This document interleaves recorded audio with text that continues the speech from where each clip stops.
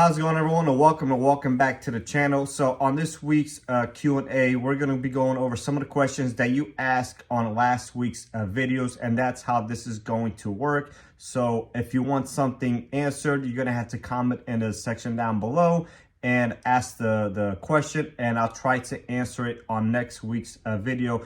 I may not get to everyone's questions, as that's going to be the case this week, because obviously there are a lot of questions, but I do want to thank everyone for watching and supporting. If I start getting overwhelmed with a lot of questions, then I might possibly do this another day out of the week. So I'll be doing it twice versus just once, as long as the support is there. So if you want one of your questions answered in the following videos, then just ask it down below. And obviously, if you guys are watching, then I'll be able to see that. And I'll try to keep the videos not too long, as people start to lose interest as the videos get progress in length. So if it's just a simple question too, like a yes or no, then I'll just comment that and won't need to be addressed in a video like this one. So with that being said, let's go ahead and get started. All right, so one of the questions is, how is the Honda Accord 2.0T 1080 holding up? And so far so good. We've seen a couple over 100,000 miles. One of the questions was actually specific to the highest mileage I've seen, and I want to say like 120, 130,000, which is pretty good. The car's still relatively new, so and not as common as the 1.5T, which I've seen with a lot more higher mileage on those. But to the 2.0T specifically, they've been great. We haven't had any major engine issues, although I do know of one specific person, and this is one person that blew two head gaskets. Both those cars were modified, and the person drives very aggressively, openly admits it. So I think that is a user-specific issue and not a car issue. Now, anything turbocharged will have more wear and tear versus your older naturally aspirated engines. As far as the transmission goes, they've been very solid. We've also done two, actually pretty recently. They've also had about 80, 90,000 miles with a little to no history of any maintenance being done. So that could be the culprit. Obviously we know that these transmissions are holding up very well to even double the horsepower. So we've seen it many times on drag radials, on a full drag slick, and they're taking the abuse. So that is encouraging. So if you're looking in the market for a Accord 2.0T, both a 10-speed and 6-speed, you got the thumbs up for me, and you can buy with confidence. So another question was, how do I like the TLX Type S current tunes that are available? There's only really one tune, although that tune comes with dampening. So you have one flash, was a stage one. You actually have a stage 0 and a stage 1 flash, but the stage 1 flash is obviously increased the turbo target and stuff like that. And it comes with some dampening. People with exhaust modifications, so a downpipe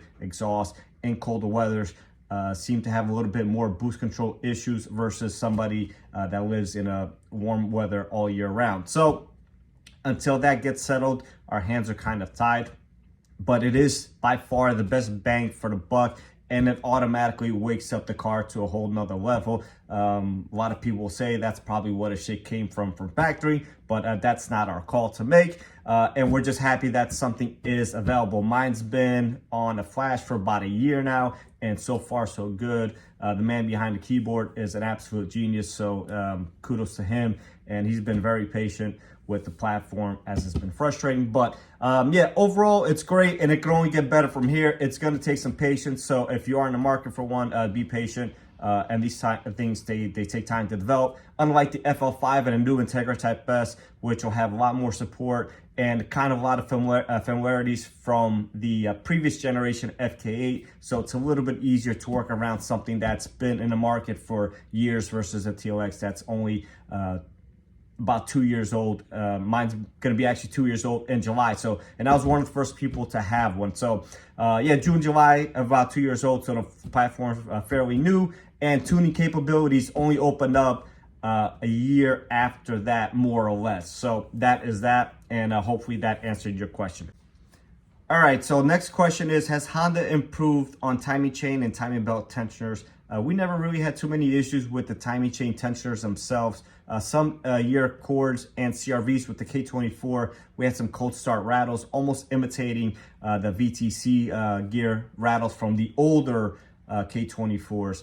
So other than that, they've been really reliable. They don't let go or anything like that to where the chain jumps. That would be more of a chain stretching scenario, which would be due from a lack of oil changes. As far as the time belt tensioners, previous years, they were hydraulic up until the newer J series dual overhead cam quad VTC engines that are found in the MDX and TLX Type S, along with the new 23 Pilot, and most likely going forward into the Ridgeline, Passport, Odyssey, MDX, etc. So on the new cars that I just mentioned, they are manual versus being a hydraulic, found in all the older generation stuff, which were very problematic. They leaked prematurely, so Honda has addressed that. Kudos to them for that, and the consumer should be happy with that no longer a hydraulic component in there that could cause premature failure. But once again, still fairly new design,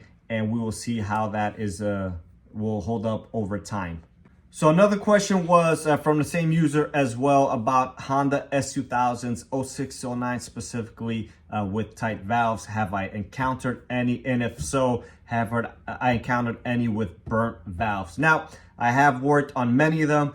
I actually used to own an S2000 before the TLX Type S. I sold it for this. This is a more of a capable, family-friendly car.